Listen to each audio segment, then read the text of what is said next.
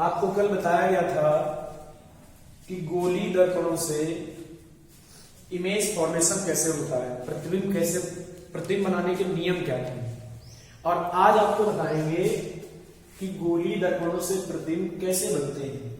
दर्पण के सामने वस्तु को हम भिन्न भिन्न स्थितियों में रखते हैं तो विभिन्न स्थितियों में वे प्रतिबिंब प्राप्त होते हैं। वो प्रतिबिंब कैसे बनते हैं, उनका नेचर क्या होता है और वो कहाँ बनते हैं, दर्पण के सामने या दर्पण के पीछे, तो वो सब बातें आज इस वीडियो में चर्चा करेंगे। तो आपके पास टॉपिक रहता है कि गोली दर्पणों से प्रतिबिंबों का बनना। अब गोली दर्पण है हमारे पास दो प्रकार के, एक आपका है अवतल और दूसरा है उत्तल। तो सबसे पहले हम जाने अवतल दर्पण से प्रतिबिंबों का बनना, ठीक। फिर अगले बार बताएंगे उत्तल दर्पण से प्रतिबिंबों का बनना। दरअसल अवतल दर्पण से जो प्रतिबिंब बनते हैं वस्तु की अलग अलग स्थितियों के लिए अलग अलग बनते हैं। और जो आपका उत्तल दर्पण होता है, उत्तल दर्पण से जो प्रतिबिंब बनता है वो वस्तु की किसी भी स्थिति के लिए एक ही स्थान पर बनता है, ठीक। तो इसलिए अवतल दर्पण के लिए हम भिन्न भिन्न स्थितियां लेंगे और उत्तल के लिए कई स्थिति लेंगे, ठीक। तो अवतल दर्पण से प्रतिबिंबों के बनने में सबसे पहले निर्धारित करते हैं नंबर 1 कि वस्तु प्रारंभ में हम कहां पर रखें, ठीक। तो नंबर 1 है कि जब वस्तु की स्थिति या वस्तु अनंत पर हो, जब वस्तु अनंत पर हो तो प्रतिबिंब कहां बनेगा, प्रतिबिंब कैसा बनेगा, ठीक, उसकी प्रकृति क्या होगी। तो देखिए ये हमारा हो गया अवतल दर्पण, ठीक। आप दर्पणों से परिचित हैं, अन्य दर्पणों के प्रकार, दर्पणों से प्रतिबिंब बनाने के लिए, ठीक, दर्पणों से संबंधित परिभाषाएं, सब बातें बता चुके हैं।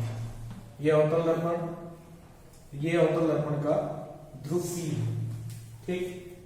ये दर्पण की मुख्य अक्ष है, इसका यहां कहीं फोकस है, फोकस से दुगनी दूरी पर वक्रता केंद्र है, ठीक। और इसके बाद वस्तु की स्थिति हम सबसे पहले मानते हैं अनंत पर। तो आपको प्रतिबिंब बनाने के नियम या चिन्ह परिपाटी हमने बताई है।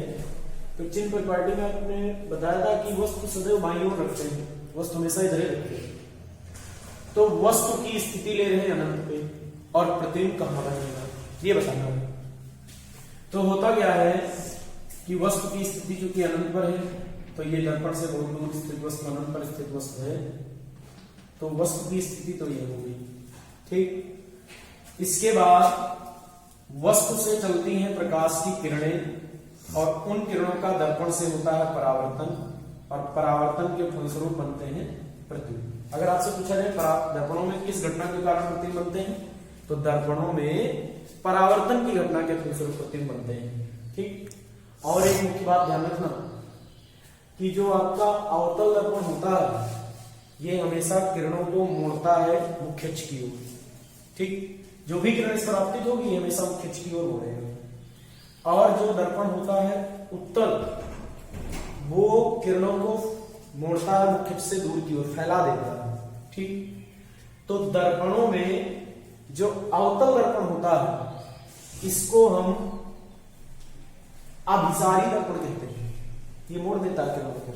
जो अवतल होता है ध्यान रखना, अवतल ये अभिसारी दर्पण, ठीक। और जो उत्तल है दर्पणों में ये आपका है अपसारी दर्पण, उत्तल किरणों को फैलाता है। ये दर्पणों की बात की है मैंने, दर्पण। लेकिन अगर लेंस की बात करें, आगे आप पढ़ेंगे टॉपिक लेंस, तो लेंस में जो अवतल होता है वो किरणों को फैलाता है और जो उत्तल होता है वो किरणों को सिकुड़ता है। तो उत्तल को कहते हैं अभिसारी लेंस और जबकि अवतल को कहते हैं अपसारी लेंस, ठीक। इसी में पढ़ने वाले हो।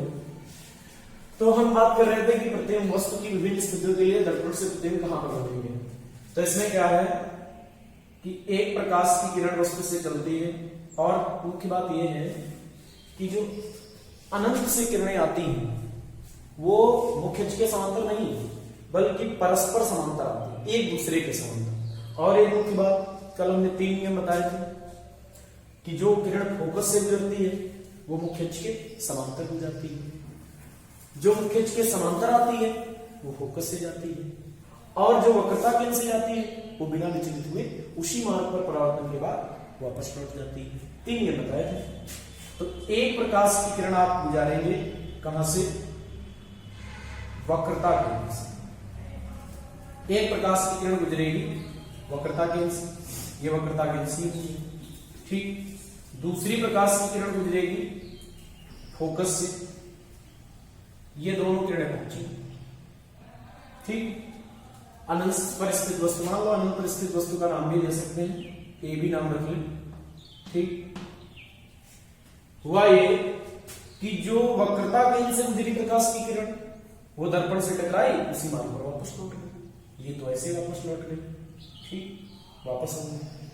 लेकिन जो प्रकाश की किरण फोकस से गुजरी, ये फोकस भी मान लें एफ, ये मुख्य अक्ष के समांतर हो गई, तो ये प्रकाश की किरण क्या हुई? मुख्य अक्ष के समांतर हुई। और एक चीज ध्यान रखना है, तीनों नियमों में से कोई आपके जो है 2 ही नियम लगते हैं प्रतिबिंब बनने में, कोई 2 नहीं। तो जो प्रकाश की किरण आपकी फोकस से गुजरी वो मुख्य अक्ष के क्या हो गई? पैरेलल, समांतर हो गई। तो दोनों परावर्तित किरणों ने एक दूसरे को इस स्थान पर काटा, बस यही वस्तु का प्रतिबिंब है। प्रतिबिंब आपने पढ़े थे इमेज, मान लीजिए प्रतिबिंब बना ए डैश, ये बन गया बी डैश, ए डैश बी डैश इसका प्रतिबिंब, ठीक। अब मुख्य बात देखनी ये है कि ये प्रतिबिंब कैसा बना है। तो वस्तु तो हमारी ऐसे रखी थी ऊपर की ओर, लेकिन प्रतिबिंब तो उल्टा बना नीचे की ओर, ठीक। मतलब वस्तु का प्रतिबिंब जो बना है उल्टा बना है वस्तु के सापेक्ष। दूसरी बात यह है वस्तु आपकी बहुत बड़े आकार की है, अनंत पर स्थित वस्तु, प्रतिबिंब बहुत ही छोटा बना है, ठीक। और मुख्य बात यह है कि जो अवतल दर्पण से बने प्रतिबिंब होते हैं ये वास्तव में किरणों को मिलाकर बनते हैं। कह रहे हैं कहीं पर ऐसा तो नहीं है, हमने आभासी रूप से मिलाई, इसमें किरणें एक दूसरे को वास्तव में काटते हुए गई, तो ये प्रतिबिंब बनेगा वास्तव। और बना कहां है? फोकस। तो यहां पर 2 बातें आप बताएंगे कि प्रतिबिंब की स्थिति क्या है। तो आप ध्यान रखेंगे प्रतिबिंब की स्थिति है फोकस पर प्रतिबिंब, और प्रतिबिंब की प्रकृति क्या है ये भी ध्यान रखेंगे। प्रतिबिंब की प्रकृति है, देखो, एक तो प्रतिबिंब वास्तविक, ठीक, वास्तविक है, फिर क्या है? उल्टा है, तथा वस्तु से कैसा है? छोटा, वस्तु से बहुत छोटा, ठीक, वस्तु से बहुत छोटा। पहली स्थिति आप क्या करेंगे, एक हेडिंग डाल लेंगे और वस्तु की स्थिति लिख लेंगे और उसके साथ में पहली स्थिति को नोट करेंगे फिगर से। प्रतिबिंब, इसमें केवल आपको प्रतिबिंब की प्रकृति और प्रतिबिंब की स्थिति, और कोई 2 स्थितियां या एक स्थिति अक्सर पूछी जाती है कि इस दर्पण से वस्तु यहां पर रखी, प्रतिबिंब कैसा बनेगा। अगर वस्तु आपके अनंत पर रखी है, ये वस्तु की स्थिति है, तो प्रतिबिंब आपका जो है फोकस पर बनेगा, वास्तविक बनेगा, उल्टा बनेगा और वस्तु से बहुत छोटा, ठीक, पहली स्थिति होगी। अब हम दूसरी स्थिति पर लेकर आते हैं। दूसरी स्थिति का मतलब धीरे धीरे वस्तु को दर्पण की ओर बढ़ाते हैं, इधर खिसकाते हैं, ठीक। तो आपकी सेकेंड स्थिति क्या है? सेकेंड स्थिति नंबर 2, जब वस्तु देखो वक्रता केंद्र और अनंत के बीच में रखेंगे, इधर किसका है? यहां वक्रता केंद्र, वक्रता केंद्र और अनंत के बीच, जब वस्तु वक्रता केंद्र तथा अनंत के बीच में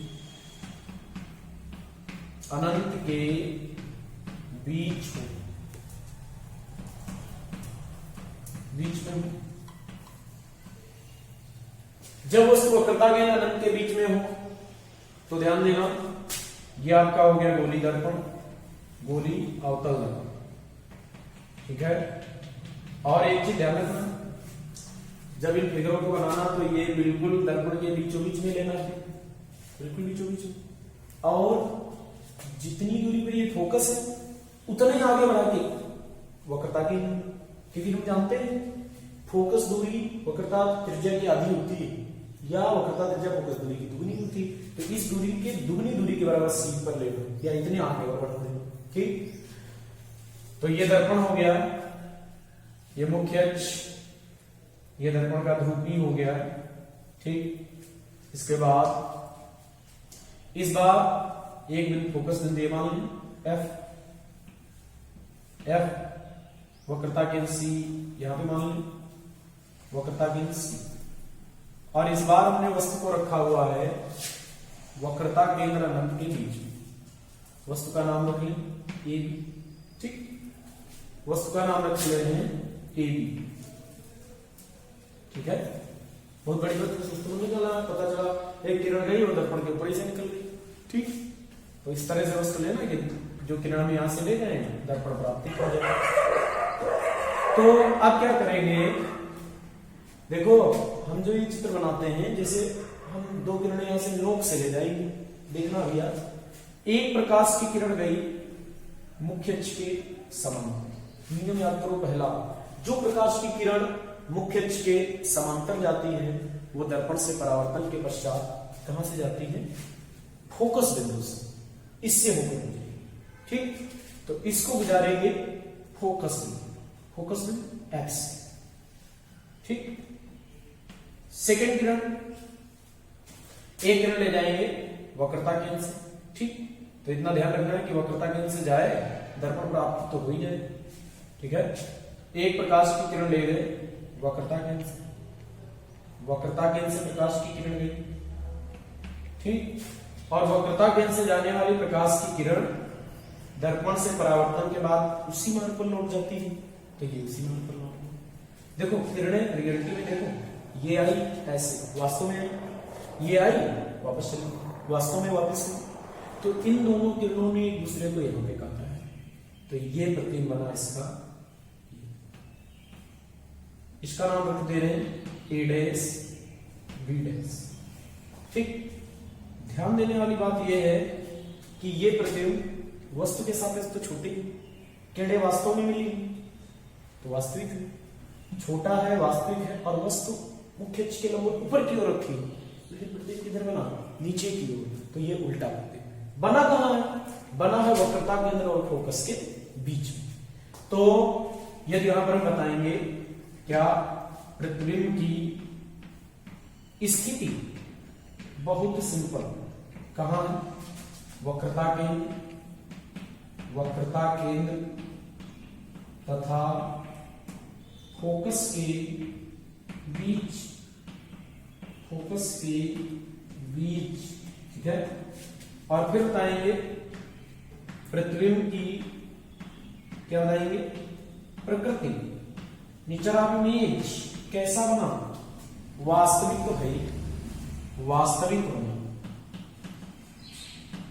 वास्तविक, उल्टा तथा वस्तु से छोटा। अब एक खास बात हम बता रहे हैं, हम आप सोच रहे हैं कि दो किरणें नोक से लेंगे तो नोक का प्रतिबिंब बना, लेकिन मिला बुला दिया। दरअसल ऐसा वस्तु के हर पॉइंट से ऐसे दो किरणें चलती हैं, तो वस्तु के हर पॉइंट का प्रतिबिंब यहां पर बनता रहेगा। जैसे मान लो कि हम नोक से किरणें ले गए तो नोक का प्रतिबिंब बना। ठीक, अगर हम किरण यहां से ले जाते, यहां से मान लो ऐसे किरण ले जाते हैं, ये फोकस से गुजरती और एक ले जाते इससे वक्रता केंद्र से यहां से, तो ये यहां से गुजरती, तो दो ये यहां पर काटती है, बन जाता है। थोड़ा और नीचे से किरणें दोनों ले जाते हैं और थोड़ा नीचे का प्रतिबिंब बनता है। तो दिखाते तो दो ही किरणें हैं, लेकिन वास्तव में वस्तु के हर बिंदु से दो दो किरणें जाती है, ऐसे प्रतिबिंब बनता है। ठीक, इसके बाद वस्तु को और थोड़ा उधर बढ़ाते हैं। ठीक, थर्ड स्थिति है कि जब हम वस्तु को कहां ले जाएं, वक्रता केंद्र और उनके बीच थी, अब इस बार वस्तु को वक्रता केंद्र पर ही ले जाएं। ठीक, क्या करें, नंबर 3, जब वस्तु वक्रता केंद्र पर ही, जब वस्तु वक्रता केंद्र पर हो तब आप कैसे प्रतिबिंबों का बनना दिखाएंगे। ठीक, जब वस्तु वक्रता केंद्र पर होगी तो वही ये दर्पण बनाया, ठीक है, दर्पण हो गया आपका, दर्पण है अवतल। ठीक, अरे अवतल से तो पढ़ रहे हैं भाई, प्रतिबिंबों का बनना तो अवतल ही तो होगा। इसके बाद ये मुख्य अक्ष की, ये ध्रुव की। इस बार वस्तु को रखना है वक्रता केंद्र पर, इस बार वस्तु को रखना है वक्रता केंद्र C पर। ये वक्रता केंद्र C हो गया, ठीक है, ये फोकस बिंदु F हो गया, थोड़ा ध्यान देके होना ना, फोकस बिंदु F हो गया। और इस बार वस्तु भी आपकी रहेगी वक्रता केंद्र पर, इस बार जो वस्तु रहेगी वो आपकी रहेगी वक्रता केंद्र। तो नियम पढ़े आपने, वस्तु का नाम हो गया ए बी, वस्तु के सिर से किरण ले गए मुख्य अक्ष के समांतर। तो नियम क्या है कि जो प्रकाश की किरण मुख्य अक्ष के समांतर चलती है वो दर्पण से परावर्तन के पश्चात फोकस बिंदु से होकर गुजरती है। ठीक है, फोकस बिंदु से होकर गुजरती है। और दूसरी प्रकाश की किरण ले जाते हैं फोकस बिंदु से, दूसरी प्रकाश की किरण आप ले जाएंगे फोकस बिंदु से, और ये दर्पण से परावर्तित होगी और परावर्तन के पश्चात मुख्य अक्ष के समांतर हो जाएगी। ठीक है, आप दूसरी प्रकाश की किरण ले जाते हैं फोकस बिंदु से, और फोकस बिंदु से गुजरने वाली प्रकाश की किरण दर्पण से परावर्तन के पश्चात मुख्य अक्ष के समांतर हो जाती है।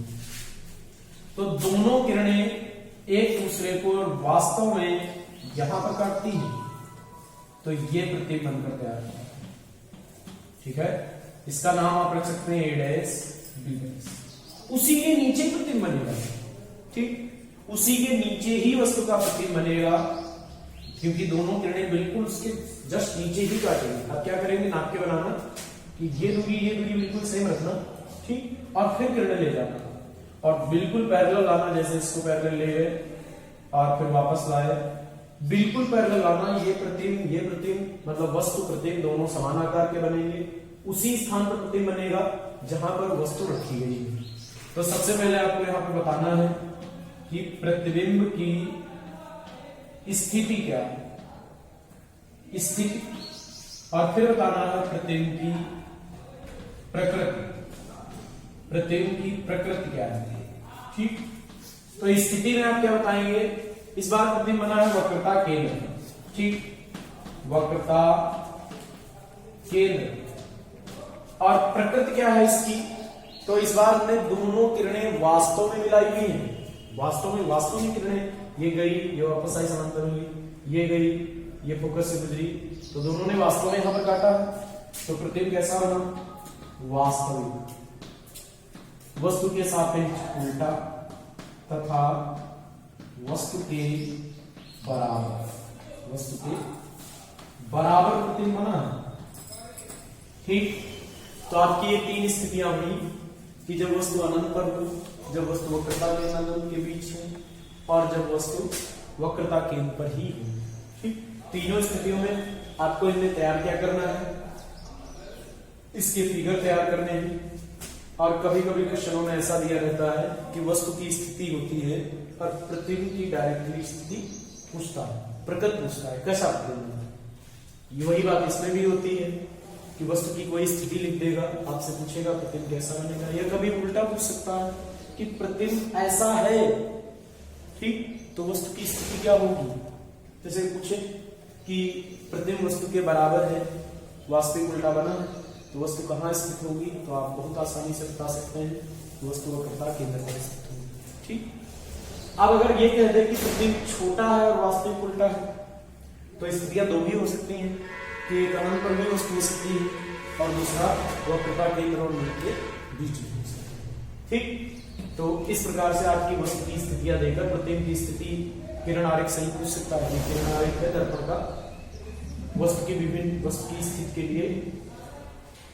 इसके बाद आगे हम थोड़ा और बढ़ते हैं